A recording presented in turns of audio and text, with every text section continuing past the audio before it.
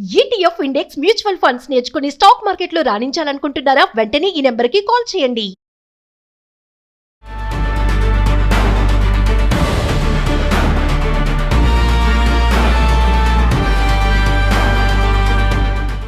నేపాల్లో వరద బీభత్సం ప్రపంచాన్నే కుదిపివేసింది.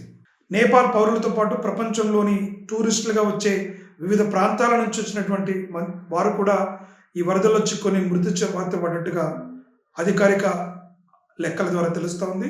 భారత్ నుంచి కూడా దాదాపు 200 పైచీలకు ఇప్పటికే గల్లంతైనట్టుగా వారి మృతి చెందినట్లుగా కూడా మనకు సమాచారం ఉన్నది. అంటే భారీ ప్రాణ నష్టాన్ని, ఆస్తి నష్టాన్ని కలిగించిన నేపాల్ వరద ఉధృతికి మూల కారణాలు ఏంటో మనం చూడాల్సినటువంటి అవసరం ఉంది.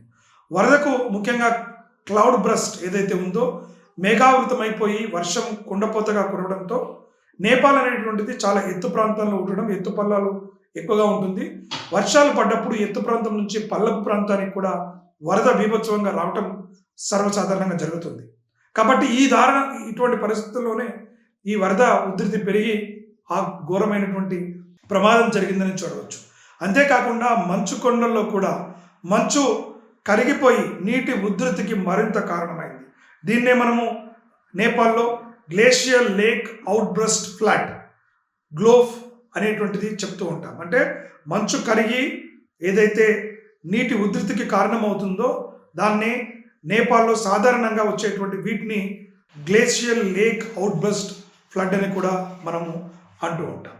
కాబట్టి ఈ రకంగా మంచుని కరగడం ఒకటైతే, వృక్ష సంపద కూడా భారీగా తగ్గిపోవడం, నీరు భూమిలోకి ఇంకకుండా వరద ప్రవాహాలలో కొట్టుకుపోవడంతో ఈ ఉధృతికి మరొక కారణమైంది. అంతేకాకుండా వాతావరణ సమస్యలు, వాతావరణంలో వస్తున్నటువంటి ఈ గ్లోబల్ వార్మింగ్ ఇంకొక కారణంగా కూడా మనము చూడవచ్చు. ఈ గ్లోబల్ వార్మింగ్ కారణంగా కూడా ఈ యొక్క క్లౌడ్ బస్ట్ అయిపోయి ఒక్కసారిగా వరదలు రావడంతో నేపాల్ ఒక ఉద్రిక్తమైనటువంటిది, ఒక భావోద్వేగమైన పరిస్థితుల్లో కనపడతా ఉంది. ప్రపంచ పర్యాటకులు కూడా ఈ మరణహోమంలో ఉండటం, అంటే ఈ యొక్క నదీ ప్రవాహంలో కొట్టుకుపోవటం, చాలామంది కనీసం శవాలు కూడా దొరకని పరిస్థితి. ఎందుకంటే ఆ నీటి ప్రవాహంలో పెద్ద పెద్ద కొండలు సైతం ముందుకు వెళ్తున్న పరిస్థితి కనబడుతుంది. మరి వీటన్నిటికీ పరిష్కారమే లేదా? ప్రకృతి విలయతాండవం చేసినప్పుడు మాత్రమే మనము స్పందించాలా? ప్రభుత్వాలు సహాయక చర్యలు ప్రకృతి విలయతాండవం తర్వాతనే ఉంటున్నాయా అనేటువంటి ప్రశ్న కూడా మొదలెత్తుతూ ఉంది. ఈరోజు శాస్త్ర సాంకేతిక పరిజ్ఞానం ఎంతగానో అభివృద్ధి చెందింది. మేఘాల ప్రయాణాన్ని కూడా ప్రతిరోజు అంచనా వేయటం, మేఘాలలో ఉన్నటువంటి వర్షపు నీటి తేమను కూడా అంచనా వేయగలిగే శాస్త్ర సాంకేతిక పరిజ్ఞానం ఈరోజు అందుబాటులో ఉంది. ప్రపంచ దేశాల్లో, అభివృద్ధి చెందిన దేశాలు ఈ యొక్క పద్ధతుల ద్వారా కూడా కొంత మేరకు శాస్త్ర సాంకేతిక పరిజ్ఞానం ద్వారా అంచనా వేసి నష్ట నివారణని చేకూర్చే ప్రయత్నాలు చేస్తున్నాయి. మరి నేపాల్లో మనము ఇక్కడ భూటాన్, నేపాల్ సరిహద్దుల్లో వచ్చినటువంటి ఈ భీకరమైనటువంటి వర్షపాతం నుంచి ఎందుకు తప్పించుకుపోలేమనుకున్నప్పుడు ఈ శాస్త్రవేత్తలకు మనము బాధ్యులను చేయాల్సి, వారికి బాధ్యతను ఇవ్వాల్సిన అవసరం కూడా ఉంటుంది. ఎందుకంటే క్లౌడ్ బస్ట్ కోసం ముందుగానే పసిగట్టినట్లయితే లోతట్టు ప్రాంత ప్రజలను అలర్ట్ చేయడానికి, తగిన చర్యలు తీసుకోవడానికి ఆస్కారం ఉంటుంది. ఎట్లయితే దేశ రక్షణ విషయంలో ఎంతకైతే మనం కృషి చేస్తున్నామో, ఇప్పుడు రాబోయే రోజుల్లో ప్రకృతి విలయతాండవాలను మనం తట్టుకోవాలి అంటే అంతే శాస్త్ర సాంకేతిక శాస్త్రజ్ఞులకు పూర్తి స్వేచ్ఛనివ్వాలి, అదేవిధంగా ఆర్థిక నిధులను ఇవ్వాలి. దానితో వారికి నైతిక బాధ్యత వహించే విధంగా కూడా క్లౌడ్ బస్ట్ ఏర్పడే కన్నా ముందే ఆ మేఘాల యొక్క మూవ్మెంట్ను క్యాప్చర్ చేసుకోగలిగినటువంటి డేటా అనలిటిక్స్ మనకు అందుబాటులో ఉన్నాయి. కాబట్టి దాన్ని ఆసరగా మనము ఫోర్కాస్ట్ చేయగలిగే శాస్త్ర విజ్ఞానాన్ని ఉపయోగించుకొని పెంపొందించుకోవాల్సినటువంటి అవసరం కూడా కనపడుతుంది. అప్పుడే ఈ నేపాల్ లాంటి వరద ఉధృతి, ఎందుకంటే నేపాల్లో ప్రతి సంవత్సరం ఇలాంటి వరద ఉధృతులు రావటం, అక్కడ అనేక రకాలుగా ఆస్తి ప్రాణ నష్టం జరగడం కూడా గమనిస్తున్నాను. కాబట్టి వీటన్నిటికీ ముగింపు పలకాల్సిన అవసరం ఉంది. ముఖ్యంగా నేపాల్ లాంటి ప్రాంతంలో, ఈ లోతట్టు ప్రాంతాలలో నివాస యోగ్యాలను ఏర్పరచుకోవడం కూడా ఈ ప్రమాదం యొక్క విపత్తు మరింత పెరగడానికి ఆస్కారం ఏర్పడుతూ ఉంది. కాబట్టి ఈ ప్రమాదాలను మనం నివారించాలి అనుకున్నప్పుడు ఈ లోతట్టు ప్రాంతాల్లో నివాస యోగ్యాల పరిమితిని కూడా ఇవ్వడానికి పరిమితిని తగ్గించాల్సినటువంటి అవసరం ఉంది. అక్కడ నివాస యోగ్యాలు లేకుండా పరివాహక ప్రాంతాలకు అనుగుణంగా చేసుకునే నివాస యోగ్యాలను పర్మిషన్లు కనుక ఇవ్వకపోయినట్లయితే మనము ఈ యొక్క ప్రమాదాన్ని మరికొంత మేరకు తగ్గించవచ్చు.